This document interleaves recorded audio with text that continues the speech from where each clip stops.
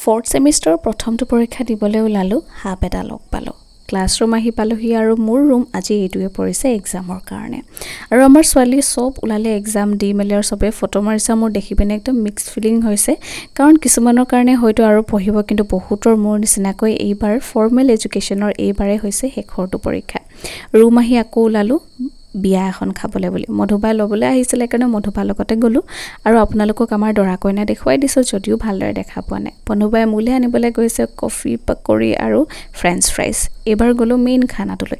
বহুত খিনি মানে খানা আছিল পনীৰ আৰু মাছৰ মাথা আৰু কচু লগত বনোৱা আছিল মাছৰ কণী আছিল কিন্তু মই সব নাই লোৱা বাৰু পোলাওৱে ললো আৰু চিকেন লৈছো পনীৰ নাই লোৱা আৰু কিবা কিবি ললো বাৰু আৰু ইমান ধুনীয়াকৈ গান বাজি আছিল নহয় কিমান নাচিবলৈ মন গৈছিল যেহেতু নাচিবলৈ নোৱাৰো কাৰণ সবে নাই নচা যায় কাৰণে মধুবাৰ লগতে ভিডিও এটাকে কৰিলো ৰাতি হোৱাত ঢুলীয়া পাৰ্টিও আহিছিল আৰু হেখত ঘৰ মই পখি হৈ আহিলো that's all for today's video see you next time